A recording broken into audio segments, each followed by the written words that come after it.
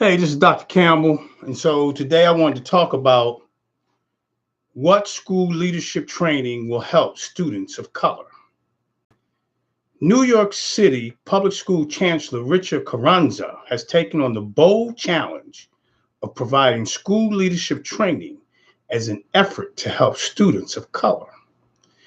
In New York, students of color are jeopardized by the systemic racism that permeates through the entire school district.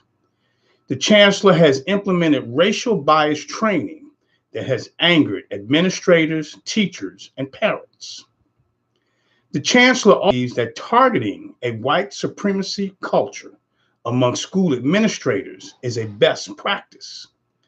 The challenge with this approach is that school leaders will have an opportunity to elude efforts to continue to help students of color.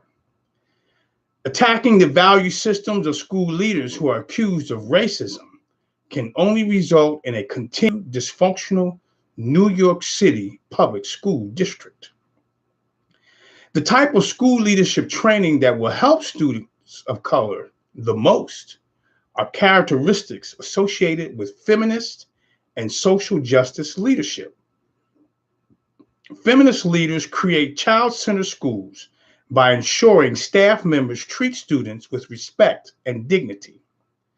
Social justice leaders define and create theories and practices that ensure greater opportunities for all children.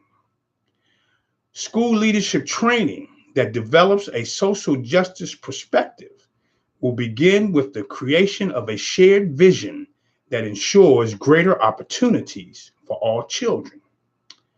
Peter Senge put it well in his book, The Fifth Discipline, in which he described a shared vision as a force in people's hearts, a force of impressive power.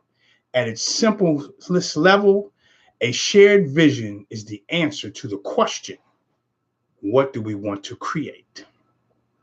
A shared vision is a picture that everyone in the company carries in their heads and hearts. A shared vision creates a sense of commonality and gives coherence to diverse activities. It creates excitement and makes an extraordinary company. It allows everyone to work together.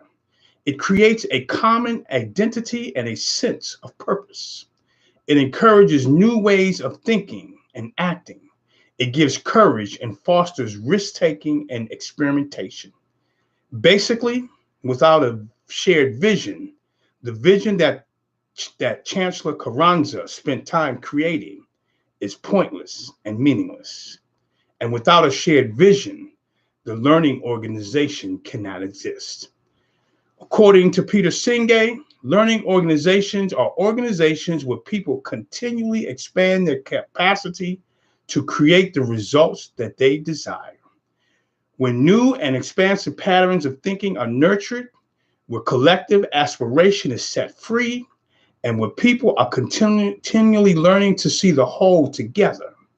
In contrast, the chancellor's approach will never achieve his mission without school leadership training that nurtures and facilitates a learning environment. The process must begin with each individual principal.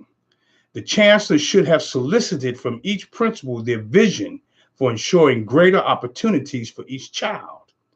From that, he can evaluate the difference between their vision and the vision that he has developed for the entire New York City public schools.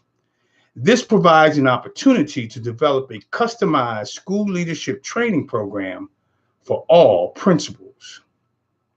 Without this process, the tension between the chancellor and the principals will continue to increase. It is the same as two people holding a rubber band at each end. The further away that each vision is from the center, the more the tension will increase. This increase has become evident in his efforts to help children of color. Once they have agreed upon a shared vision, they can develop a strategic plan that will ensure greater opportunities for all children. The final step is to create child-centered schools by ensuring staff members treat students with respect and dignity. This is the equivalent of improving racial relationships between school staff and students of color. I have developed a school leadership training program that improves racial relationships between staff members and students. I was also able to develop a moral community by providing this type of school leadership training. The school leadership training that results in promoting positive racial teacher-student classroom relationships is the first step to developing a moral community in this case. Now, according to Johnson, developing moral communities has seven components. The first one is commitment, competence. Number 3 is contribution. Number 4 is collaboration. Number 5 is continuity. Number 6 is conscience. And the final one is conversation, which involves sharing and making community moral values that build relationships and solve moral problems. Finally, successfully helping children of color in the New York City public schools will have to take on a dual process. It will require that school leaders become proficient as feminists and social justice leaders.